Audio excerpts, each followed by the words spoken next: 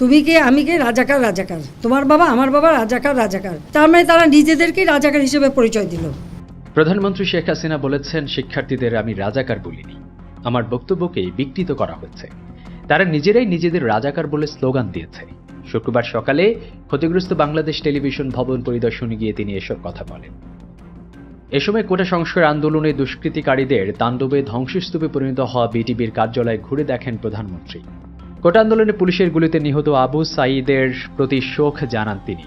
তার পরিবারের প্রতি শোক জানিয়ে তিনি বলেন, তার ভরণ পোষণ কিংবা তার দাফন থেকে শুরু করে সবকিছুই সরকার বহন করেছে। হ্যাঁ, পুলিশের গুলিতে একজন মারা গেছে, যেই মারা যাক সে তো বাবার সন্তান, আমরা সেজন্য সত্যি দুঃখ প্রকাশ করি। সরকার প্রধান বলেন, দেশবাসী এবং ঢাকাবাসীকে বলবো, যাদের জন্য আজ আপনাদের এই দুর্ভোগ, যারা ধ্বংস করল, যাদের জন্য বিদেশে বাংলাদেশের ভাবমূর্তি নষ্ট হচ্ছে, আমি তাদের বিচারের ভার এদেশের জনগণের উপরে দিচ্ছি। শেখ হাসিনা বলেন, যারা দেশের মানুষের রুটি রুজির উপর হাত দিয়েছে, রুটি রুজির পথ বন্ধ করে দিয়েছে, তাদের বিচার জনগণকেই করতে হবে, কারণ জনগণই এদেশের একমাত্র শক্তি। একটা ব্যাপার হচ্ছে, যদি ভোটে ক্ষমতায় না আসে কোন সরকার, উনি জানেন যে ওনার কোনো ভোটের প্রয়োজন নাই।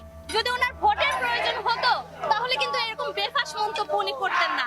যেহেতু উনি জানেন ওনার ভোটের কোনোই প্রয়োজন নাই এবং উনি বিনা ভোটে বারবার ক্ষমতায়